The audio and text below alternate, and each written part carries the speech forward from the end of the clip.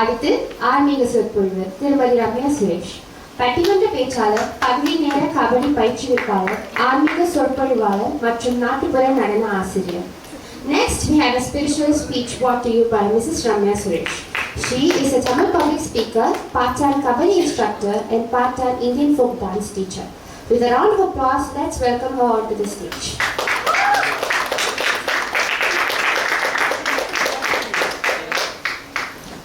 அனைவருக்கும் வணக்கம். குரு பிரம்மா, குரு விஷ்ணு, குருதேவோ மகேஸ்வரக, குரு சாட்சாத் பரபிரம்மம், குருவே நமக, குருப்பியோ நமக. இன்னைக்கு நம்ம ஒரு சில சிவன் ஸ்தலங்களை நம்ம போய் சுற்றி பார்க்கலான்னு நான் நினச்சிருக்கேன். ஏன்னா இப்போ நம்ம இங்கே நடக்கிறது மண்டலாபிஷேகம் சிவன் கோவிலில். அதனால் ஒரு சில சிவஸ்தலங்களையும் ஒரு சில சக்தி பீடங்களையும் நம்ம பார்க்க போகிறோம். முதல்ல ஆரம்பிக்க போகிறது சித்தி விநாயகர் கதை. கீழே கூட நான் பார்த்தேன், அந்த சந்நிதி தான் இருந்தது, சித்தி விநாயகர் சந்நிதி தான் இருந்தது. அதனால் இது ஒரு கோஇன்சிடெண்ட்டாக தான் நான் நினச்சிருக்கேன். ரொம்ப சந்தோஷமாக இருக்குது. என்னென்னா, நம்ம வடநாட்டில் சாதாரணமாக என்ன சொல்லுவாங்கன்னாக்கா, விநாயகருக்கு 2 மனைவிக இருக்காங்க, ஒருத்தர் சித்தி ஒருத்தர் புத்தின்னு சொல்லுவாங்க. தென் தமிழகம் அந்த தென் திசையில் பார்த்தீங்கன்னாக்கா அவருக்கு மனைவிகள் கிடையாது, பிரம்மச்சாரி கடவுள்னு சொல்லுவாங்க. அப்போது எதனால் இந்த வேறுபாடு வந்தது அப்படின்னா, பிரம்மதேவர் தன்னுடைய படைப்பு தொழிலை ஒரு வாட்டி பிரளயத்துக்கு அப்புறம் ஆரம்பித்தப்போ அவருக்கு எதுவுமே சரியாக அமையலை. அப்போ அவர் நாரதர்கிட்ட கேட்டார், எனக்கு எதுவுமே முழுமை அடையலை, எதனால் அப்படின்னு. அப்போ அவர் சொன்னார், நீங்கள் விநாயகரை தொட்டு ஆரம்பிக்கலை, நீங்கள் விநாயகர்கிட்ட கேட்கல, அதனால தான் முழுமை அடையலை. முழுமுதற் கடவுளை எப்பயுமே நம்ம தொட்டு ஆரம்பிக்கணும், நீங்கள் போய் அவரை கேளுங்க அப்படின்னோடனே விநாயகர்கிட்ட போகிறாரு. விநாயகர்கிட்ட போயிட்டு, எதனால் எனக்கு முழுமை அடையலை அப்படின்னா, சரி நான் என்கிட்ட இருக்கிற 2 சக்திகளை கொடுக்குறேன், ஒன்று சித்தி, ஒன்று புத்தி அப்படின்னு சொல்கிறாரு. சித்தின்றது ஜெயம், வெற்றி அடையிறது. நம்ம நினைச்ச காரியத்தை நம்ம நோக்கி பயணிக்கும் போது நம்மளுடைய hard work will reach the destination, அதுதான் சித்தி. புத்தின்றது விஸ்டம், ஞானம், அதுதான் புத்தி.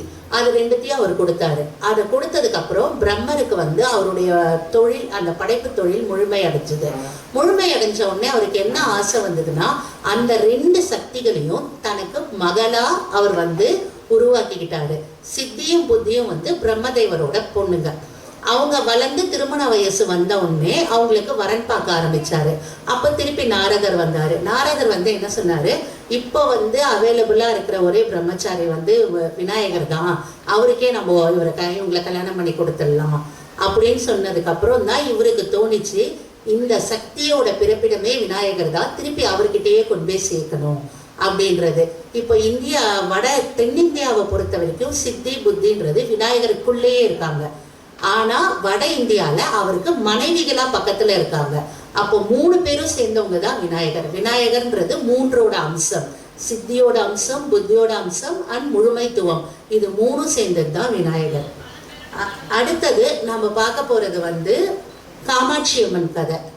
ஏன்னா நம்ம இப்போ பையனை பார்த்துட்டோம், அடுத்து அம்மாவை பார்க்கணும்ல. நிறைய பேருக்கு காசி விசாலாட்சி, மதுரை மீனாட்சியை பற்றி தெரியும்.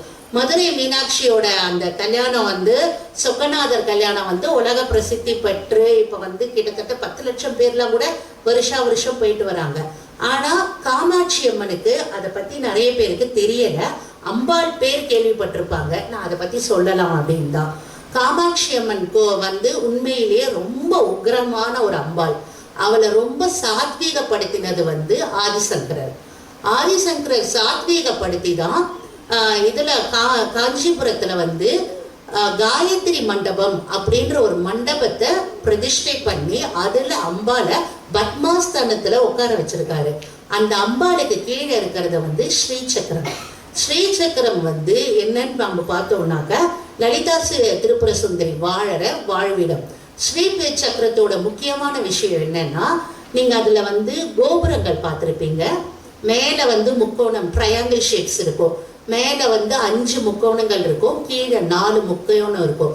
இது எதை குறிக்கிறதுனா சிவசக்தி சுரூபத்தை குறிக்கிறது. அந்த 5 முக்கோணம் மேல் நோக்கி இருக்கிறது அம்பாள், 4 முக்கோணம் கீழ் நோக்கி இருக்கிறது சிவன். அவங்க இருக்கிற அந்த பேட்டர்ன் பார்த்தீங்கன்னாக்க ஒரு தாமரைப்பூ லோட்டஸ்ல இருக்க மாதிரி இருக்கும். இதுதான் வந்து ஸ்ரீ சக்கரத்தோட மிகப்பெரிய சிறப்பு. அந்த ஸ்ரீ சக்கரம்ன்ற ஸ்ரீபுரத்துல இருக்கிறவ தான் லலிதா திரிபுர சுந்தரி. அவரோட கணவனா இருக்கிற சிவன் தான் காமேஸ்வரர். ஸோ நம்ம இப்படி பார்த்தோம்னா காமாட்சி அம்மன் வீட்டில் இருக்கிறதே ஸ்ரீபுரத்துல தான் அப்படின்னும் நம்ம சொல்ல முடியும். அந்த காமாட்சி அம்மன் வந்து கருணை கடல். ஏன்னா அவ்வளோ உக்ரமா இருந்தவரை அமைதிப்படுத்தி அவளோட வாழ்விடத்தை அவளுக்கே கொடுத்து ஆதிசங்கரர் உட்கார வச்சதுனால அவ கருணை கடலா இருக்கா. காமாட்சி அம்மனை பேசும்போது நம்ம மகா பெரியவால விட்டுற முடியாது. மகா பெரியவாளை தொட்டு தான் நம்ம பேசவே முடியும். மகா பெரியவா வந்து காமாட்சி அம்மனை எப்படி பார்த்தான்னா தன்னுடைய பொண்ணா பார்த்தாரு. நாம் எல்லாம் அம்மாவா பார்ப்போம். நம்ம எப்படின்னா அம்மா கஷ்டத்தை கொடுத்துட்டியேம்மா, இதை பண்ணிட்டியேம்மா, எனக்கு சரி பண்ணுமான்னுவோம். ஆனால் மகா பெரியவா மட்டும் அவளை பொண்ணா பார்த்தாரு. அதுவும் 4 வயசு பொண்ணா. அவர் கண்ணுக்கு அம்பாள் தெரியறது வந்து 4 வயசு பொன் குழந்தையாதான் தெரியுவா. ஸோ இந்த மாதிரி காஞ்சிபுரத்தில் இருக்கிற அம்பாள் வந்து ரொம்பவும் சிறப்பானவோ. இப்போ காஞ்சிபுரத்தை நம்ம பார்த்தோம். அடுத்தது பார்க்க வேண்டியது வந்து காசி. ஏன் காசி வந்து ரொம்ப முக்கியம் அப்படின்னா இந்த உலகம் ஆரம்பிச்ச டே 1லேருந்து இருக்கிற ஒரே நகரம் காசி தான். அந்த காசி வந்து வேத காலத்திலேருந்து இருக்கு. கிருத யுகம் பார்த்துருக்கு, துவபார யுகம் பார்த்துருக்கு, கலியுகம் வரைக்கும் எல்லா யுகங்களையும் கடந்து கிட்டத்தட்ட 10,000 வருஷத்துக்கு மேல, இப்ப எடுத்த கணக்கு பிரகாரம் 10,000 வருஷத்துக்கு மேல இருக்கிற ஒரே நகரம் அப்படின்னு பார்த்தோம்னா அது காசி தான். அந்த காசியோட சிறப்பு வந்து 3 சிறப்பு 4 சிறப்பு இருக்கு சொல்ல போனோம்னா. என்னென்ன காசியோட சிறப்பு அப்படின்னு பார்த்தோம்னா, முதல்ல காசி விஸ்வநாதர். அங்க இருக்கிற லிங்கம் வந்து 12 ஜோதிர்லிங்கங்கள்ல சுயம்புவா இருக்கிற ஒரு லிங்கம் காசி விஸ்வநாதர். அதுக்கப்புறம் அடுத்தது நம்ம பார்த்தோம்னா விசாலாட்சி. அம்பாளுக்கு விசாலாட்சின்னு ஒரு பேர் இருக்கு. எதனால அம்பாளுக்கு விசாலாட்சின்ற பேர் வந்தது? சக்தி பீடங்கள்ல அம்பாளுடைய கண் சதிதேவியா இருந்து அவங்க வந்து தன்னை எரிச்சுக்கிட்டதுக்கு அப்புறம் சிவன் தூக்கிட்டு ருத்ரதாண்டவம் ஆடின போது அம்பாளுடைய கண் விழுந்த இடம் வந்து உங்களுக்கு காசியில. அதுதான் விசாலாட்சி. விசாலம்னா பெருசு, ஆட்சினா கண். பெரிய கண்களை கொண்டு ஆட்சி புரிபவள் அப்படின்னு நம்ம தமிழ்ல அதை சொல்லலாம். அடுத்தது அன்னபூரணி. அன்னபூரணியும் வந்து அம்பாலோட நெத்திச்சூடி விழுந்த இடம் அப்படின்னு ஒரு வார்த்தை சொல்லுவாங்க. ஆனா முக்கியமான விஷயம் அம்பாள் வந்து அன்னபூரணியா அங்க இருக்கா. அன்னபூரணிக்கு என்ன சிறப்பு அப்படின்னா, இவர் சிவன் வந்து பிரம்மரோட தலையை கொய்த போது அவருடைய கையில ஒட்டிக்கிச்சு அந்த கபாலம். அந்த கபாலத்தோட உலகம் பூரா சுத்தி வந்தாரு. எங்க போயும் அது விழல. அந்த நேரத்துல அம்பாள் வந்து சமையல் பண்ணி ஒரு கைப்பிடி அன்னத்தை அதுல போட்டாங்க. பிச்சாடனார் அப்படின்னு இருந்த சிவன் கையில உங்களுக்கு அவங்க பிக்ஷை இட்டதுனால அந்த கபாலம் தனியா போச்சு. அதனால அம்பாள் அங்கேயே இருந்து இருக்கிற எல்லா உயிர்களுக்கும் அன்னம் பறிபோடுறது தான் வந்து செஞ்சு போடுறது தான் அன்னபூரணி. அன்னபூரணி கோவில்ல இன்னும் நிறைய விசேஷங்கள் இருக்கு. ஏன்னா அங்க ஆதிசங்கரர் இருந்திருக்காரு, மகா பெரியவா நிறைய வாட்டி போயிருக்கா. அதுக்கப்புறம் முக்கியமா வியாசர்லாம் வந்து அந்த கோவில்ல அந்த இடத்துல அந்த மடத்துல தங்கி அவங்களுடைய வாழ்க்கையில இருந்த போது வியாசர் பகவான் தன்னுடைய சொற்பொழிவு அங்க ஆற்றினாரு அப்படின்றதுக்கான சான்றுகளும் இருக்கு. காசியை பார்க்கும்போது இன்னொரு முக்கியமான தெய்வம் வந்து பைரவர். பைரவரை வந்து நம்ம எல்லா சிவன் கோவில்லையும் பார்த்துருப்போம். ஒரு குட்டி சந்நிதியில அழகா இருப்பாரு. ஆனா உண்மையிலேயே பைரவர் வந்து அங்க காசியில 8 பைரவர் காவல் காக்குறாங்க. அஷ்ட திக்கு பைரவர்னு பேர் அவங்களுக்கு. 8 திசைகள்லயும் அவங்க காவல் காக்குறாங்க. எதனால? ஏன் இந்த பைரவர்ன்றவர் யாரு அப்படின்னா, அந்தகாசுரன் அப்படின்ற ஒரு அசுரன். அவன் வந்து எப்பயும் போல தவம் இருந்தான். அவனுக்கு வந்து வரன் கொடுத்தாங்க. வரன் கொடுத்த உடனே உலகத்தை போட்டு ரொம்ப ஆட ஆரம்பிச்சுட்டான். அப்போ தேவர்கள் திருப்பி சிவன்கிட்டயே கேட்டாங்க, இவருக்கு வந்து வரன் கொடுத்ததே நீங்க தான் எங்களை காப்பாற்றணும் அப்படின்னு சொன்னோடனே தன்னுடைய நெற்றி கண்ல இருந்து 2 பொறி உருவாச்சு. அதுல உருவானவர் ஒருத்தர் வந்து வீரபத்ரர், இன்னொருத்தர் வந்து காலபைரவர். அந்த காலபைரவர் இன்னும் ஒரு 7 காலபைரவரை உருவாக்கினாங்க. இந்த 8 பேரும் சேர்ந்து அவங்களுக்கு கீழே 7 பைரவர்களை உருவாக்கினாங்க. அவங்க மொத்தம் 64 கால பைரவர்கள் இருக்காங்க. 64 கால பைரவர்களுக்கும் சிவசக்தி ரூபமா பைரவிங்க இருக்காங்க. இதுல ரொம்ப சிறப்பான பைரவர் நம்ம பார்த்தோம்னா சொர்ணாகர்ஷ்ண பைரவர். அவர் அஷ்டமி திதியில நம்ம அவரை நினைச்சு நம்ம ஒரு தீபம் ஏத்தினா கூட எல்லா செல்வமும் பெருகும் அப்படின்னு ஒரு நம்பிக்கை இருக்கு. அதுவும் இல்லாம அவர் காவல் தெய்வம் சிவன் கோவிலுக்கு. அதே மாதிரி நாம அவரை நம்பி வழிபடும் போது நம்மள தீய சக்திகள் கிட்ட இருந்தும் தீய எண்ணங்கள் முதல்ல நம்மளுக்கே அந்த மாதிரி கெட்ட எண்ணம் வராது. கெட்ட எண்ணம் வராமலும் நாம வாழறதுக்கு முக்கியமான விஷயம் பைரவரோட அனுகிரகம். நம்ம காசி வரைக்கும் போயிட்டோம். காசிக்கு அடுத்து நம்ம பார்க்கணும்னா கேதார்நாத் பார்க்கணும். இப்போ கூட கீழே அம்பாள் சந்நிதி பார்த்தேன், கௌரி அம்பாள்னு போட்டிருக்குது. கேதார்நாத்தில் தான் கேதார கௌரியோட அந்த அம்பாலோட முதல் இது நடந்தது. எப்படி அப்படின்னா இப்போ கூட அங்கே கௌரி குஞ்ச் அப்படின்னு சொல்லிட்டு ஒரு குகை இருக்கு. பார்வதி தேவி தாம் பிறந்தப்போ மலைத்வஜ மகனாக பிறந்த போது சிவனை நோக்கி போகணும் அப்படின்றதுக்காக அந்த குகையில தான் தவம் இருந்தாங்க. முதல்ல தண்ணியை சாப்பிட்றதுக்கு தண்ணி குடிக்காம இருந்தாங்க. அதுக்கப்புறம் வெறுமை முதல்ல சாப்பாட்டை நிறுத்தினாங்க. அதுக்கப்புறம் பழங்கள் சாப்பிட்டாங்க. அப்புறம் அதுக்கு அடுத்தடுத்த இதுல பழங்கள் சாப்பிட்றத நிறுத்தினாங்க. தண்ணியை மட்டும் குடிச்சாங்க. அதுக்கப்புறம் காற்றை சுவாசிச்சாங்க. சுவாசிச்சு 21 நாட்கள் அந்த மாதிரி கடுந்தவம் இருந்தாங்க. அப்போதான் சிவன் அவங்கள கல்யாணம் பண்ணிக்க சம்மதம் சொன்னாரு. இதை தான் கௌரி குஞ்சு அப்படின்னு சொல்லுவோம். இங்க கூட கீழே நான் வரும்போது பார்த்தேன், அம்பாள் கௌரியா உட்கார்ந்துருந்தாங்க. ரொம்ப சந்தோஷமா இருந்தது.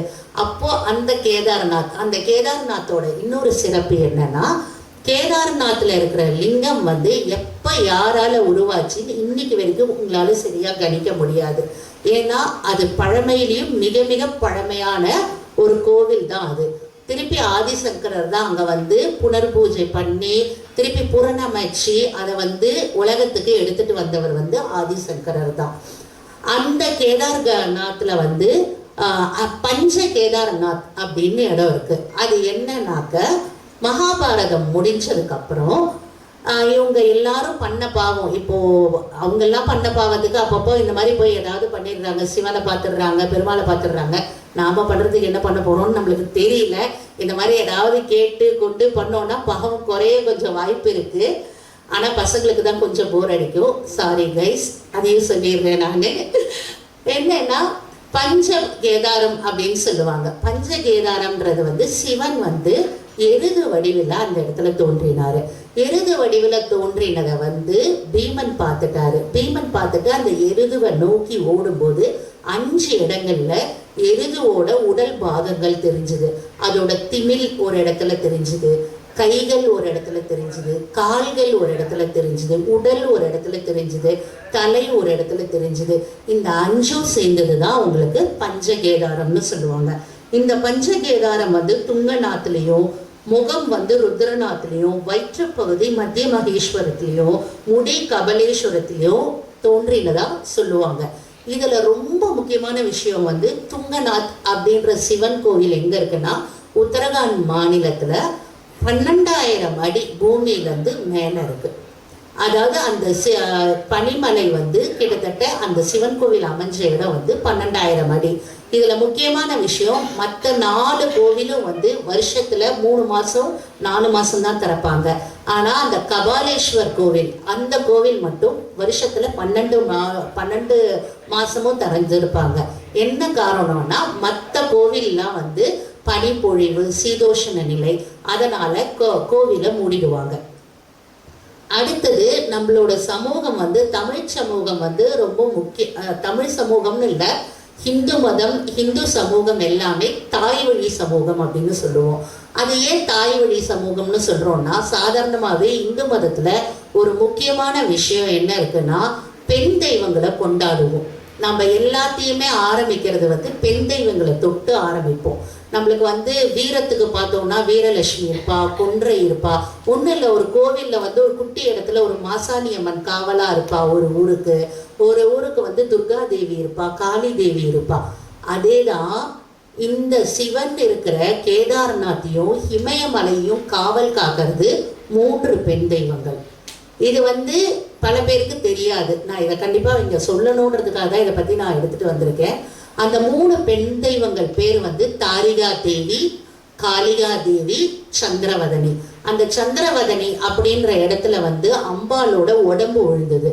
சந்திரவதனம் அப்படின்னாக்க நிலவு போன்ற உடல் உடையவள், நிலவுக்கு ஒப்பான அழகானவள் அப்படின்ற மீனிங் வரும். அதனாலதான் அந்த இடத்துல இருக்கிற அம்பாள் பேரு சந்திரவதனி. தாரி கோவில் வந்து அவ வந்து ரொம்ப பார்க்கறதுக்கு ரொம்ப அழகான அம்பாள். ஒரு நாளைக்கு 3 வாட்டி அந்த அம்மனோட முகம் மாறும். நம்ம போய் காலையில பார்க்கும்போது குட்டி பாப்பா மாதிரி இருக்கும், மத்தியானம் பார்க்கும்போது ஒரு டீனேஜ் பொண்ணு, ஒரு 20 வயசு பொண்ணு மாதிரி இருக்கும். சாயங்காலத்துல அம்பாளோட முகம் எப்படி மாறும்னா வயதான முதிர்ந்த பெண்மணி மாதிரி இருக்கும். இது வந்து இயற்கையாகவே இன்னைக்கு வரைக்கும் நடந்துட்டு இருக்கு, பல காலங்களா கடந்து, பல யுகங்களா கடந்து. ஸோ இந்த மாதிரி நம்மளுக்கு வந்து நிறைய விஷயங்கள் வந்து அம்பாள் வந்து நம்மளுக்கு செஞ்சுட்டே இருப்பா. நம்மளுக்கு வந்து அந்த இந்து மதத்துல மட்டும்தான் இது ரொம்ப ரொம்ப முக்கியமான விஷயமா போற்றப்படுது. நாம இங்க பார்த்தோம்னா கேதார்நாத் பார்த்தோம்னா அடுத்து நம்ம பார்க்க வேண்டியது வந்து மானசரோவர். மானசரோவர் பத்தி பல பேர் கேள்விப்பட்டிருப்பீங்க. மானசரோவர் ஹிந்து மதத்துக்கு மட்டும் இல்லை, இது பௌத்திசம், அதுக்கப்புறம் வந்து ஒரு சில சைனீஸ்ல வந்து சீன மதத்துல எல்லாத்துக்குமே புனிதமான ஏரி எதுன்னு பார்த்தீங்கன்னா அது மானசரோவர் தான். மானசரோவர் வரைக்கும் நம்ம போயிட்டு வர்றதே வந்து வாழ்க்கையில சில பேர் லட்சியமா ஒரு காலத்துல இருந்தது, இப்ப போக முடியுது. ரொம்ப ரொம்ப புண்ணியமான நீர். இன்னைக்கும் வந்து அம்பாலும் சிவனும் அங்க வந்து அன்னமா வந்து குளிச்சுட்டு போறாங்க அப்படின்னு ஒரு ஐதீகம் இருக்கு. அந்த மாதிரி விடிய காலம்புற 3 மணிக்கு பார்த்தீங்கன்னா அந்த நீர் சலசலத்துட்டே இருக்குமா. என்னன்னா தேவர்கள் தினமும் வந்து அங்கதான் சந்தியாவந்தனம் பண்ணுவாங்க அப்படின்னு சொல்லி ஒரு நம்பிக்கை இருக்கு. அதுதான் மானசரோவர். அடுத்தது நம்ம பார்க்க போறது வந்து முக்திநாத் கோவில். முக்திநாத்ன்றது இப்பதான் வந்து இன்னைக்குதான் ஸ்ரீராமநவமி ஆக்சுவலா முடிஞ்சிருக்கு. முக்திநாத்ன்றது பெருமாளோட கோவில். பெருமாளோட திவ்ய தேசங்கள்ல 107வது திவ்ய தேசம் வந்து முக்திநாத் கோவில். இந்த கோவிலோட மிகப்பெரிய சிறப்பு என்ன அப்படின்னா இயற்கையான வாயு மூலயமா, நேச்சுரல் கேஸ் மூலயமா அங்க விளக்கு எரியுது. அதுல வந்து அவங்க எண்ணெய் விடலை, நெய் விடலை, எதுவுமே விடலை. அந்த ஒரு விளக்கு மட்டும் பல கோடி வருஷமா எரிஞ்சுக்கிட்டே இருக்கு. எப்ப அந்த கோவில் கட்டினாங்களோ அப்போதுல இருந்து எரிஞ்சுக்கிட்டே இருக்கு, ஃபார்ம் ஆஃப் நேச்சுரல் கேஸ். இதுதான் அதுல இருக்கிற முக்கியமான விஷயம். இப்போ நம்ம ஸ்ரீராமர் நவமி நான் சொன்னேன். ஸ்ரீராம நவமியை பத்தி நம்ம சொன்னோம்னா மிக முக்கியமான விஷயம் வந்து ஸ்ரீரங்கத்து பெருமாள். எதுக்கு ஸ்ரீராமருக்கும் ஸ்ரீரங்க பெருமாளுக்கும் கனெக்ஷன் இருக்கு அப்படின்னு நம்ம பார்த்தோம்னா, ஸ்ரீரங்க பெருமாளை பெரிய பெருமாள் அப்படின்னு கூப்பிடுவாங்க. எதனால பெரிய பெருமாள் அப்படின்னு கூப்பிடுறாங்க? ஸ்ரீரங்கத்துல இருக்கிற பெருமாள் வந்து ஸ்ரீராம இஷ்வாகு குலம் இருக்குல்ல, சூரிய குலம், அதுக்கே அவரு தான் குலதெய்வம். அதனாலதான் அவங்களுக்கு வந்து ஸ்ரீரங்கத்துல இருக்கிற பெருமாளுக்கு பெரிய பெருமாள்னு பேரு. அந்த மாதிரி நம்ம பார்க்கும்போது ஸ்ரீரங்கம் கோயிலுக்கு போனீங்கன்னா காலில இருந்து பெருமாளை பாருங்க, நீங்க முதல்ல பார்க்கறது காலில இருந்து பாருங்கன்னுவாங்க. என்ன ரீசன் அப்படின்னா, கால் வந்து இருக்கிறது வந்து வடக்கு நோக்கி, முகம் இருக்கிறது தெற்கு நோக்கி. அதனால அவங்க வந்து வடக்குல இருந்து தெற்கா பார்க்கணும் அப்படின்னுவாங்க. இது என்ன ரீசன், எதனால அப்படின்னா, விபீஷ்ணன் வந்து ராமாயணம் முடிஞ்சதுக்கு அப்புறம் ஸ்ரீராமர் கிட்ட உங்களுடைய குலதெய்வ பெருமாளை எனக்கு கொடுங்க அப்படின்னு வாங்கிட்டு போறாரு. அவர் வாங்கிட்டு போகும்போது தேவர்களுக்கு பயம் வருது. விபீஷ்ணன் என்னதான் நல்லவரா இருந்தாலும் அசுர குலத்தை சேர்ந்தவங்க, அவங்களுக்கு இவ்வளவு பவர்ஃபுல்லான ஒரு பெருமாளை கொடுக்க கூடாது அப்படின்னு ஒரு பயம் வருது. அதனால விநாயகரை அனுப்பி அந்த பிள்ளையார அந்த பெருமாளோட சிலைய வாங்கிடுறாங்க. அவர் என்ன பண்றாரு, இந்த பையன்கிட்ட கொடுத்துட்டு சந்தியாவந்தனம் ஆயிடுச்சு, சாயங்காலம் ஆயிடுச்சு, நான் போய் சந்தி பண்ணிட்டு வரேன் அப்படின்னு சந்தியாவந்தனம் பண்ண காவேரி கரைக்கு போறாரு. பிள்ளையார் என்ன பண்றாரு, 1 2 3 வேகமா எண்ணிட்டு அந்த சிலைய அங்கேயே அப்படியே வச்சிடுறாரு. அங்க அந்த சிலைய வச்ச இடத்துலதான் வந்து இன்னைக்கு இருக்கிற ஸ்ரீரங்கம் கோவில். அப்போ விபீஷணனுக்கு ரொம்ப கோபம் வந்துருச்சு. எப்படி ஒரு சின்ன பையன் தன்னை ஏமாத்த முடியும்னு அந்த பையனை துரத்திட்டே போய் ஒரு மலை உச்சியில வச்சு நங்குன்னு குட்டுறாரு. அந்த கோவில் தான் உச்சி பிள்ளையார் கோவில். அந்த உச்சி பிள்ளையார் கோவில்ன்றது அப்போ எவ்வளவு பழமையானதுன்னு நம்ம தெரிஞ்சுக்கலாம். இன்னைக்கு நேற்றுக்கு இல்லை, திருச்சியும் ஸ்ரீரங்கமும் ராமாயண காலத்துலேருந்து இருக்கு. அதுதான் அங்கே ஒரு பெரிய விஷயமே. நிறைய பேருக்கு வந்து அவங்களோட ஊர் எவ்வளோ பழசுன்னு கூட தெரியாது. நீங்கள் வந்து வெள்ளைக்காரனை பார்த்தீங்கன்னா this cathedral is about 500 years old அப்படின்னுவான். வெறும் 500 வருஷத்துக்கு அவன் இல்லாத அலப்பறை பண்ணுவான். நாமெல்லாம் 5000 வருஷமாக வச்சுட்ருக்கோம். ஒன்று இல்லை, ரெண்டு இல்லை. ஆனால் அதை நம்ம கொண்டாட மறந்துடுறோம். நம்மளோட அடுத்த ஜெனரேஷனுக்கு நாம் தான் சொல்லணும். ஏன்னா பசங்களுக்கு வந்து ஒரு சிலதெல்லாம் வந்து இந்த மாதிரி சொன்னாதான் அவங்களுக்கு புரிய வரும். அதனால சொல்கிறேன். அப்போது உச்சி பிள்ளையார் கோவில் எவ்வளோ பழமையானது. அந்த உச்சி பிள்ளையார் கோவிலில் இருக்கிற அந்த விநாயகரோட தலையில் நீங்கள் பார்த்தீங்கன்னா விபீஷ்ணன் குட்டின மார்க் இன்னைக்கும் இருக்குது. அதனால தான் அந்த பிள்ளையாருக்கு வந்து ஒரு குட்டி வெட்டு வந்து அந்த சிலை இருக்கும். இது இந்த மாதிரி அதனால தான் வந்து நம்ம பெருமாளை வந்து காலிலேருந்து பார்க்குறோம். ஏன்னா அப்போது பெருமாள் வந்து அசிரீரியாக சொன்னார் விபீஷணன் கிட்ட, நான் வந்து இங்கே இருந்தாலும் தென் திசை நோக்கி இருக்கேன். நான் ஸ்ரீலங்காவை பார்த்துருக்கேன், ஸ்ரீலங்கா தென் திசையில் இருக்கு, அதனால் நான் அதை நோக்கி இருக்கேன் அப்படின்னு சொன்னார். சாதாரணமாக எந்த வேலையும் நம்ம தெற்கு நோக்கி ஆரம்பிக்க மாட்டோம். ஏன்னா தென் திசை வந்து யம திசைன்னு சொல்லுவாங்க. தென் திசையோட அதிபதி யமன். அதனால் நாம் வந்து பெருமாளை எடுத்தோடனே அப்படி பார்க்காம வடக்கு நோக்கி, வடக்கில் தான் மகாலட்சுமி இருக்கா, அதனால் வடக்கில் இருக்கிறவரோட காலிலேருந்து ஆரம்பித்து நம்ம அவர் முகத்தை பார்க்குறோம். இதுதான் வந்து ஸ்ரீரங்க கோவிலில் இன்றைக்கும் இருக்கிற நடைமுறை. இப்போ நம்ம ராமாயணத்தை பற்றி பேசும்போது மிக முக்கியமான ஒரு விஷயம், நிறைய பேருக்கு இது தெரிஞ்சுக்கும், சில பேருக்கு தெரியாது. அதனால் சொல்கிறேன். நார்த் இந்தியாவில் வந்து தீபாவளி வந்து ராமாயண காலத்துலேருந்து கொண்டாடுறாங்க. எப்படின்னா ராமர் வந்து 10 நாள் வந்து சண்டை போட்டார். அந்த 10 நாளும் தான் வந்து நவராத்திரி. 10 நாள் சண்டை போட்டு அவர் அங்கேருந்து நடக்க ஆரம்பித்து ஸ்ரீலங்காலேருந்து அயோத்தி வரத்துக்கு கரெக்டாக 21 நாள். அந்த 21வது நாள் தீபாவளி வரும். அது தீபாவளினா தீபங்களின் வரிசை, தீப ஆவலி அப்படின்ற மீனிங் வந்து லைட் ஏற்றி பெரிய பெரிய கோலம் போட்டு அவங்க ஸ்ரீராமரை வந்து வரவேற்றாங்க பட்டாபிஷேகத்துக்காக. இது வந்து நீங்கள் இன்றைக்கும் ஒரு நேர்கோட்டில் ஸ்ரீலங்காலேருந்து நடந்தீங்கன்னா அயோத்தி வரத்துக்கு சரியாக 21 நாள் ஆகும். அந்த கணக்கு தான் உங்களுக்கு நவராத்திரி முடித்த 21வது நாள் தீபாவளி. இப்போ நம்ம வந்து ராமாயணத்தை பற்றி பேசும்போது மிக முக்கியமாக 2 பெண்மணிகளை பற்றி நான் பேசணும். ஒன்று வந்து சீதா மாதா. எல்லாரும் சொல்லுவாங்க பொறுமைன்னா சீதா மாதா மாதிரி இருக்கணும், பொறுமையாக இரு, நீ சீதை மாதிரி அடங்கிப்போ அப்படின்னு. உண்மையிலேயே சீதை எங்கேயுமே அடங்கி போகலைங்க. அவங்கள யாருமே அடக்க முடியாது. ஏன் தெரியுமா? அவங்களோட 4-5 வயசுல பால் விளையாடிட்டு இருந்தவங்க ஒரு பந்து போய் ஒரு சிவதனுசு கீழே விழுந்துருச்சு. இவங்க யாரையும் கூப்பிடல, அனாயாசமா ஒருத்த கையில தூக்கினாங்க, பால் எடுத்தாங்க, போயிட்டாங்க. இதை பார்த்த ஜனகர் என்ன பண்ணாருன்னா, அவருக்கு அப்பதான் ரியலைஸ் ஆகுது தான் பொண்ணு எவ்வளோ பெரிய ஸ்ட்ரென்த்தா இருக்கா, எவ்வளோ பெரிய பலசாலி, இப்போ இவ்வளோ கல்யாணம் பண்ண போறவன் இவ்வளோ விட பலசாலியா இருக்கணும் அப்படின்னா அந்த சிவதனுசுவை எடுத்து நான் ஏத்துறவன் தான் என் மாப்பிள்ளை அப்படின்னு அவர் சொன்னாரு. அப்போ இவ்வளோ ஸ்ட்ரென்த் இருக்கிறவங்க ஏன் ராவணனை தூக்கி போட்டு மிதிக்கல அப்படின்னு எல்லாரும் கேட்பாங்க. இதோ இப்போ நான் முடிச்சு போனால் அங்கே இருக்கிறவனே கேட்பான், ஏன் அவன் தூக்கி போட்டு மிதிக்கல, காதல் சொல்லுங்கன்னு. அதுக்காக நான் இப்பயே சொல்லிடுறேன்.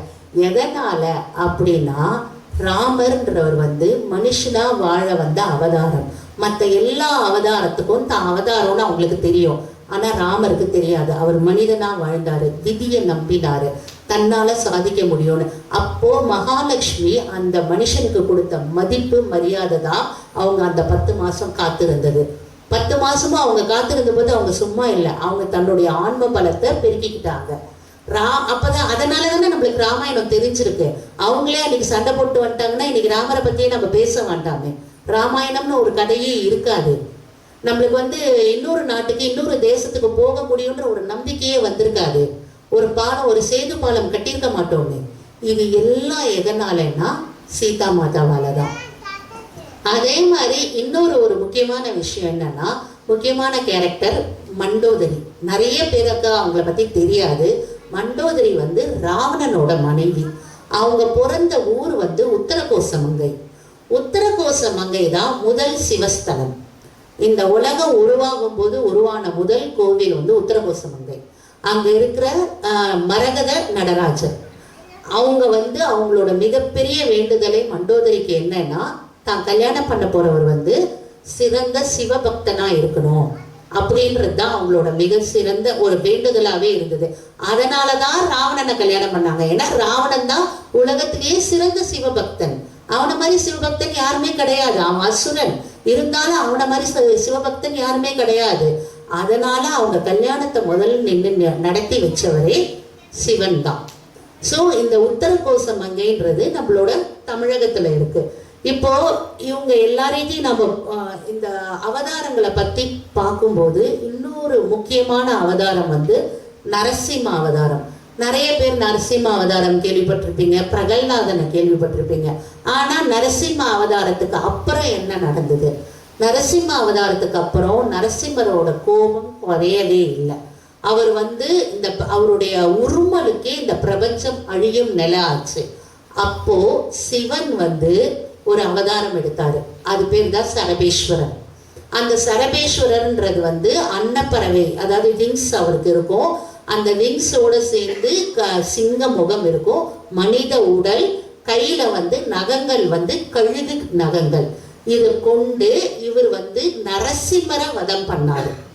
நரசிம்மரை வதம் பண்ணது உருவான ஒரு அவதாரம் தான் சரபேஸ்வரர். சரபேஸ்வரரை வந்து நம்ம சண்டேஸ்ல அந்த ராகுகால நேரத்துல நினைச்சு விளக்கு போட்டோம்னா நம்ம கிட்ட வந்து எந்த ஒரு தீய சக்தியும் அண்டாது அப்படின்னு ஒரு நம்பிக்கை இருக்கு. அடுத்து நம்ம பார்க்க போறது வந்து பஞ்சபூத ஸ்தலங்கள், சிவஸ்தலங்களை பத்தி நம்ம பேசும்போது தமிழ்நாட்டில் இருக்கிற பஞ்சபூத ஸ்தலங்கள், இங்க நிறைய பேர் திருச்சி சிதம்பரம்லாம் இருப்பீங்க. இருந்தாலும் நான் சொல்றேன், 5 ஸ்தலம் முக்கியமானது. நீர், நிலம், ஆகாயம், காற்று, அதுக்கப்புறம் வந்து அக்னி. ஸோ நீருக்கு பார்த்தோம்னா ஜம்புகேஸ்வரர். ஜம்புகேஸ்வரர் கோவில் வந்து திருவானைக்காவல்ல இருக்கு. திருவானைக்காவலோட 2 விஷயம் அங்கே சிறப்பானது. ஒன்று, அங்கே இருக்கிற அம்பாள் சக்தி பீடங்கள்ல ஒத்தி, அவ்வளோ அம்பாலோட ஒட்டியான முழுந்த இடம் அந்த இடம்னு சொல்லுவாங்க. திருவானைக்காவல்ல இருக்கிற அம்பாள் அகிலாண்டேஸ்வரி. திருவானைக்காவல்ல இருக்கிற ஜம்புகேஸ்வரர் என்ன சிறப்பு அப்படின்னா, சிவனோட 2 பூதகணங்கள் சாபம் வாங்கி பூமிக்கு வந்தாங்க. வேத காலத்துலலாம் தப்பு பண்ணா அவங்கள பூமிக்கு அனுப்பிடுவாங்க. இதுதான் வந்து அவங்களுக்கு பனிஷ்மெண்ட் ஏரியா, பூமி தான். ஆனா நாமெல்லாம் அப்படி இல்லை, நாமெல்லாம் புண்ணியம் பண்ணியிருக்கோம். ஆனா இங்க டைரக்டா நம்ம பூமியில பிறக்கிறோம், சரியா? அதனால அவங்களுக்கு வந்து அந்த 2 சிவகணங்களுக்கும் வந்து அவங்க கொடுத்த பனிஷ்மெண்ட், ஒருத்தர் வந்து சிலந்தியா பிறந்தாரு, இன்னொருத்தர் யானையா பிறந்தாரு. அப்ப 2 பேரும் அங்க இருந்த ஒரு குட்டி சிவலிங்கத்தை போய் வழிபடுறாங்க. டெய்லி ஒரு நாள் போய் டெய்லி போய் சிலந்தி அந்த வலையை கட்டுவாரு. யானை போயிட்டு, யானைக்கு பிடிக்கவே பிடிக்காது அந்த சிலந்தி வலையை பார்த்து, தண்ணியை தெளிச்சு அடிச்சு விட்டுட்டே இருப்பாரு. இவங்களோட முக்தி வந்தது அப்போ சிவன் வந்து சிலந்தி வந்து அடுத்த ஜென்மத்துல மகாராஜாவா பிறந்தாரு. அவர் மகாராஜாவா பிறந்த போதும் அவருக்கு வந்து ஒரு பெரிய மனசுல ஒரு எண்ணம் என்னன்னா, நான் கட்டுற ஒரு கோவில்ல எல்லாம் பெருசா இருக்கும், சிவனோட சந்நிதி மட்டும் பிரகாரம் மட்டும் குட்டியா இருக்கும். ஏன் அப்படின்னா யானை உள்ள வரக்கூடாது அப்படின்னு சொல்லிட்டு, அதாவது போன வருஷத்து ரிவெஞ்ச், அது துரந்தர் ரிவெஞ்ச் மாதிரி இது வந்து சிலந்தியோட ரிவெஞ்ச் இது. அதனால இவர் என்ன பண்ணாருனாக்க, அந்த கோவில்ல அந்த மாதிரி கட்டினாரு. கோவிலை கட்டி இன்னைக்கு வரைக்கும் பிரகாரத்துல உங்களுக்கு உள்ள வந்து யானை போகாது. ஆனா அந்த ஸ்தலம் வந்து நீர் ஸ்தலம். ஏன்னா அங்க இருக்கிற அந்த யானை தண்ணியில வந்து ஊத்தி அபிஷேகம் பண்ணதுனால அது நீர் ஸ்தலம். அடுத்தது அக்னி ஸ்தலம் வந்து திருவண்ணாமலை. திருவண்ணாமலையோட மிகப்பெரிய சிறப்பு என்னன்னா, அந்த மலை வந்து பூமி தோன்றின நாள்ல இருந்து உங்களுக்கு இங்க அதே இடத்துலதான் இருக்கு. ஆனா ஒரு யுகத்துல ஒரு மாதிரி இருந்திருக்கு. ஒரு யுகத்துல வந்து ஐஸ் கட்டியா இருந்திருக்கு, ஒரு யுகத்துல தாமிரமா இருந்திருக்கு, மலையே தாமிர ரூபமா இருந்திருக்கு. ஒரு சில நேரத்துல ஒரு இதுல வந்து வெள்ளி மலையா இருந்திருக்கு. அதுக்கப்புறம் அக்னி மலையா இருந்திருக்கு. ஏன்னா அங்க சிவனே மலையே சிவன். சேஷாத்ரி சுவாமிகள் அங்க இருந்தவர். அவர் வந்து கிரிவலம் போனார்னா அவர் முடிக்க 2 மாசம் ஆகும். ஆக்சுவலா அது 14 கிலோமீட்டர் தான். நம்ம நினைச்சோம்னா ஒரு 6 மணி நேரத்துல நம்ம போய் முடிச்சிட முடியும். ஆனா அவருக்கு 2 மாசம் ஆகும். ஏன்னா அவர் சொல்லுவாராம், நம்மளோட உடல் யார் போய் நின்று அவங்களோட காலடி வச்சாலும் ஒரு அடிக்கும் 108 சிவலிங்கம் இருக்குமா. இப்ப அந்த குட்டி பாப்பா காலடிக்கு அதுக்கு 108 சிவலிங்கம் இருக்கும், என் காலடிக்கு இருக்கும், அந்த பொண்ணு காலடிக்கு இருக்கும். இந்த மாதிரி சிவலிங்கம் வந்து அவங்கவுங்க காலடிக்கு 108 இருக்குமாங்க. அதனால ஒரு இடத்துலயும் ஒரு அடியை வச்சுட்டு 108 ஓம் நமச்சிவாய சொல்லிதான் அவர் அடுத்தடியே வைப்பாரு. அதனால சேஷாத்திரி சுவாமிகள் கிரிவலம் வரத்துக்கு மட்டும் 2 மாசம் ஆகும். இந்த அக்னிலிங்கம் இது என்ன கதை அப்படின்னு பார்த்தோம்னா, அக்னியா எதனால ஆனாரு அப்படின்னு பார்த்தோம்னா, ஒரு வாட்டி வந்து விஷ்ணுக்கும் பிரம்மாக்கும் யார் பெரியவர் அப்படின்ற போட்டி வந்தது. அந்த போட்டி வரும்போது சிவன் என்ன பண்ணாரு, நான் வந்து அக்னி ஸ்வரூபமா நிக்கிறேன், என்னுடைய அடி முடியை யார் பாக்குறீங்களோ அவங்க தான் வின்னர் அப்படின்ட்டாரு. பிரம்மா வந்து அன்னப்பறவை எடுத்து மேல் நோக்கி போயிட்டு இருக்காரு. பெருமாள் வந்து கூர்மாவதாரம் எடுத்து கீழே அப்படி நோண்டிட்டு பூமியை குடைஞ்சு போயிட்டு இருக்காரு. ரொம்ப யுகங்கள் ஆயிடுச்சு. இவர் மேல போய்கிட்டே இருக்கிறவரு மேல இருந்து ஒரு தாழம்பூ வந்தது. தாழம்பூ கீழே உழறத பார்த்துட்டு அவர் கேட்டாரு, நீ எங்க இருந்து வர அப்படின்னு. நான் வந்து சிவனோட முடியில இருந்து வரேன் அப்படின்னா, சரி நீ எத்தனை யுகமா வந்துட்டு இருக்க? நான் பல கோடி யுகங்களா வந்துகிட்டு இருக்கேன் அப்படின்னு சொன்னோடனே இவர் என்ன யோசிச்சாரு, பேசாம நீ வா, நீ வந்து பொய் சாட்சி சொல்லிடு, நான் வந்து ஜடாமுடிய பார்த்தேன்னு சொல்லிடு அப்படின்னு சொன்னாரு. ஜடாமுடிய பார்த்தேன்னு பொய் சாட்சி சொல்லுன்னு கூட்டிட்டு வந்துட்டாரு. கூட்டிட்டு வந்து சிவன் கிட்ட சொல்லிட்டாரு, இந்த மாதிரி நான் உங்களோட ஜடாமுடிய பார்த்துட்டேன், அதுக்கு சாட்சி வந்து இந்த வந்து தாழம்போதான் அப்படின்னு சொன்னாரு. சொன்ன உடனே சிவனுக்கு கோபம் வந்துருச்சு. கோபம் வந்து அவரோட தலையை கொய்தாரு. அந்த சாபம் போறதுக்கு தான் அன்னபூர்ணி கையால பிச்சாடனரா அவர் அங்க போய் சாப்பாடு வாங்கி அப்புறம் தான் அந்த மண்டை ஓடு பிரிஞ்சுது. இங்க அதுக்குள்ள மகாவிஷ்ணு என்ன பண்ணிட்டாரு, நம்மளால இதுக்கு மேல போக முடியாது, பேசாம நம்ம சாஷ்டாங்கமா நமஸ்காரம் பண்ணிடலாம், நமஸ்காரம் பண்ணிட்டா ஒரு கால் வந்துடும் அப்படின்னு நமஸ்காரம் பண்ண போனவரை பெருமான் வந்து சிவபெருமான் குனிஞ்சு அவரை தூக்கிட்டாரு. அவரை தூக்கின உடனே அவரோட அடி முடி 2த்தையும் பார்த்தவர் மகாவிஷ்ணு. இது நடந்தது வந்து கார்த்திகை மாசம் நடந்தது, பௌர்ணமி திதியில. இது நடந்த இடம் திருவண்ணாமலை. அதே மாதிரி அங்க வந்து சிவன் வந்து அர்த்தநாரீஸ்வரர். எப்படி அர்த்தநாரீஸ்வரர் அப்படின்னா, அவர் வந்து அங்க ஒரு இதுக்கு ஒரு முனிவர், எனக்கு பிரிகு முனிவர்னு நினைக்கிறேன், மறந்து போச்சு எனக்கு டக்குன்னு. அவர் வந்து என்ன பண்ணாருனாக்க, டெய்லி போய் சிவனை மட்டும் சுத்திட்டு வருவாரு. எப்ப பாரு என்ன பண்ணுவாருன்னா, சிவனை மட்டும் சுத்துவாரு, அம்பாலை சுத்த மாட்டாரு. 2 பேரும் உட்கார்ந்துருந்தா கூட சிவனை மட்டும் சுத்திட்டு வருவாரு. அதனால அம்பாள் பார்த்து ஒரு நாள் ரொம்ப கடுப்பாயிட்டாங்க, நீ என்ன எப்ப பார்த்தாலும் அவரை மட்டும் சுத்துற, என்ன பார்த்தா உனக்கு ஒன்றும் தெரியலையா அப்படின்ட்டு அவங்க நெருக்கமா உட்கார்ந்தாங்க. அப்பயும் பிரிகுமுனிவர் என்ன பண்ணாரு, வண்டு ரூபம் எடுத்து அவரை மட்டும் சுத்தி வந்தாங்க. சுத்தி வந்த உடனே உங்களுக்கு ரொம்ப கோபம் வந்துருச்சு. கோவம் வந்த உடனே அந்த கோவத்தை இப்ப நாமளும் அதானே பண்ணுவோம், யார் மேலாவது கோவம் வந்தா வீட்டுக்கார போட்டு தூக்கி போட்டு மேதிக்கலையா, அந்த மாதிரி அவங்களும் பண்ணாங்க. அவங்களும் வந்து என்ன சொன்னாங்க, என்ன அவர் என்ன உங்களை மட்டும் பண்ணிட்டு இருக்காரு, என்னை பார்த்தா அவருக்கு என்ன தோணலையா அப்படி இப்படின்னு திட்ட ஆரம்பிச்சுட்டாங்க. அப்போ சிவன் சொன்னாரு, இனிமேல் கவலையே படாத, என்னுடைய இடது பக்கம் நீதான், இடது நீ வலது நான் அப்படின்னு சொல்லி அர்த்தநாரீஸ்வரரா மாறினாரு. இதுல இன்னொரு முக்கியமான தத்துவம் என்ன இருக்குன்னா, நம்மளுடைய ஹிந்து மதத்துல ஆரம்பத்துல இருந்தே சொல்லியிருக்காங்க, டிரான்ஸ்ஜெண்டர்ஸ்ன்ற 3வது இனத்தை நாம நம்மளோட சேர்த்துக்கணும். ஏன்னா அதுதான் கடவுளே நம்மளுக்கு. அர்த்தநாரீஸ்வரர் கடவுள். மகாபாரதத்துல பாத்தீங்கன்னாக்கா அதுல வந்து மிருகங்களையா இருந்திருப்பாரு அர்ஜுனன். அதுக்கப்புறம் மகாவிஷ்ணு எடுத்த பல அவதாரங்கள் மோகினி அவதாரம். மோகினி அவதாரம் எடுத்து பிறந்தவர் தான் மணிகண்டன். ஸோ இப்போ நம்மளுக்கு வந்து எப்போ எத்தனையோ யுகங்கள் முன்னாடில இருந்தே நம்மளுக்கு இதெல்லாம் சொல்லி கொடுத்துருக்காங்க. இதை வந்து நம்ம சரியா பல பேர் புரிஞ்சுக்க மாட்டேன்றாங்க. பல பேர் இதை தவறா புரிஞ்சுக்கிட்டு தப்பா எடுத்துட்டு போறாங்க. இது அப்படி கிடையாது. எல்லோரும் சமம், எல்லாரும் ஒண்ணு அப்படின்றத மெயினா சொல்றதுதான் இது. இது நடந்த இடம் திருவண்ணாமலை. அதனால அங்க அக்னிலிங்கம். அடுத்து நாம பார்க்க போறது வந்து காளஹஸ்தி. காளஹஸ்தி வந்து வாயுலிங்கம். காளஹஸ்தி கோவிலுக்கு வந்து 2 சிறப்பு இருக்கு. என்ன 2 சிறப்பு அப்படின்னாக்க, ஒரு சிறப்பு வந்து அந்த கோவில் வந்து மேருமலையிலிருந்து வந்தது. ஏன்னா ஒரு தடவை வந்து ஆதிசேஷனுக்கும் வாயு பகவானுக்கும் ஒரு போட்டி நடந்தது.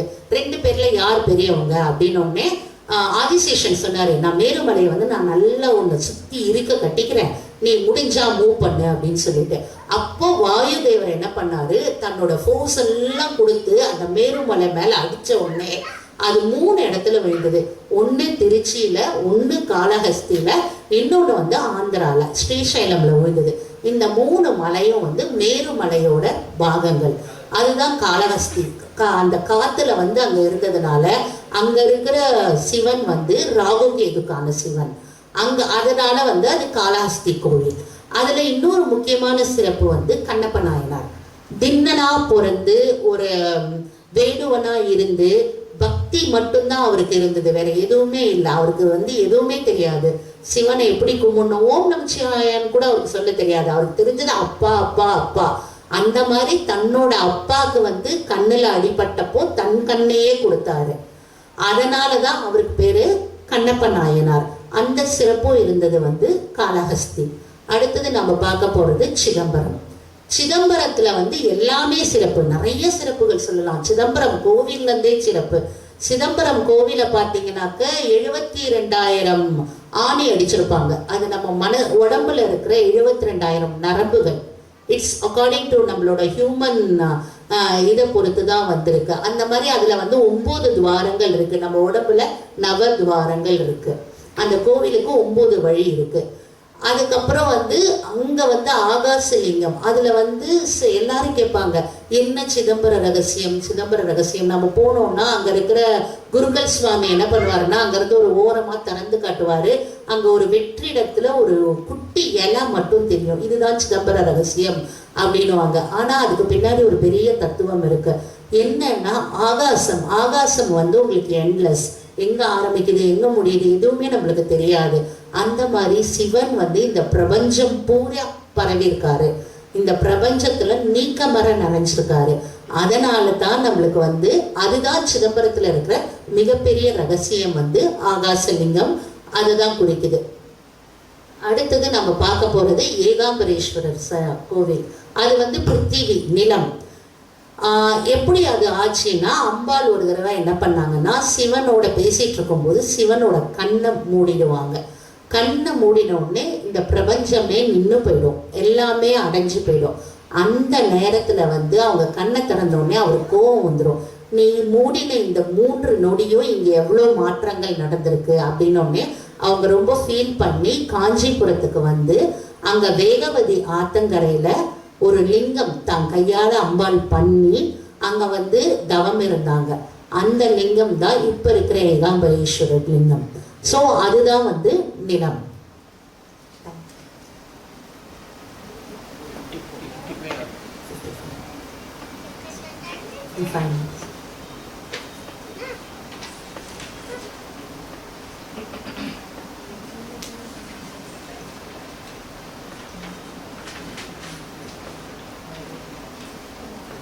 நாம இதுல நிறைய விஷயங்கள் நம்மளுக்கு இப்ப பசங்களுக்கு வந்து நிறைய பேர் வந்து தமிழ் எனக்கு வரல, தமிழ் சரியா என் பசங்க படிக்க மாட்டேங்குதுன்னா தயவு செஞ்சு 4,000 திவ்ய பிரபந்தம் படிக்க சொல்லுங்க, திருப்புகழ் படிக்க சொல்லுங்க. அதுக்கப்புறம் வந்து தேவாரம் படிக்க சொல்லுங்க.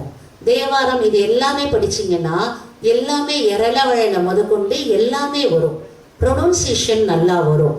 நம்ம வந்து சிவனை நோக்கி ஒரு கோவிலுக்கு இப்போ நம்ம போறோம்னா கோவிலுக்கு போயிட்டு அங்கே போய் ஃபோனை பார்த்துட்டு இருக்காதீங்க. எல்லாருக்குமே நான் வைக்கிற இது ஒரு ரெக்வஸ்டாவே நான் சொல்லலாம். ஏன்னா திருஞான சம்பந்தர் என்ன சொல்லியிருக்காருன்னா, காதலாகி கசிந்து கண்ணீர் மல்கி ஓதுவார் தம்மை நன்னெறி குய்ப்பது வேதம் 4 மெய்ப்பொருளாவது நாதம் நாமம் நமச்சிவாயமே அப்படின்னு சொல்லியிருக்காரு. நீங்க சிவனை வந்து எந்த ஃபார்ம்ல வேணாலும் நீங்க அவரை வந்து கும்பிடலாம். இப்போ சுந்தரமூர்த்தி நாயனார் என்ன பண்ணுவாருன்னா, அவர் ஃப்ரெண்டா பார்த்தாரு. சுந்தரமூர்த்தி நாயனாரோட பெஸ்ட் ஃப்ரெண்ட் யாருன்னா சிவபெருமான். அவர் அங்க போயிட்டு, இந்த பாரு எனக்கு இன்னைக்கு 16,000 தோலா வேணும், ஒழுங்கா வீட்டுல வந்து டெலிவரி பண்ணு அப்படின்னு சொல்லுவாரு. இப்ப நம்ம ஒரு ஃப்ரெண்டு கிட்ட பேசுற மாதிரி பேசுவாரு. அந்த மாதிரி திருஞான சம்பந்தர் அவரை பார்த்தது வந்து இவர் ஆணாகவும் சிவனை பெண்ணாகவும் நினைச்சு பார்த்தாரு, காதலாகி பார்த்தாரு. அப்பர் பார்த்தது தன்னுடைய தகப்பனா பார்த்தாரு. இந்த மாதிரி நம்ம வந்து நம்மளுடைய இந்து மதத்துல மட்டும்தான் கடவுளை நம்ம இஷ்டத்துக்கு நம்ம வந்து போய் அவங்கள வந்து வணங்க முடியும். மற்றவங்களுக்குலாம் ஒரு ஃபார்மேட் இருக்கு, இது இப்படின்னா நீ இப்படிதான் கும்பிடணும். நம்மளுக்கு அப்படி கிடையாது. நம்ம என்னவா வேணாலும் கடவுளை பார்க்க முடியும். சிவனையோ விஷ்ணுவையோ எந்த கடவுளை நோக்கி நம்ம வணங்கினாலும் ஆத்மார்த்தமாக வணங்கிட்டு நாம் ஒரு அடி வச்சோம்னா அவங்க நம்மளை நோக்கி 100 அடி வருவாங்க. இதுதான் நிதர்சன உண்மை. அனைவருக்கும் நன்றி, வணக்கம்.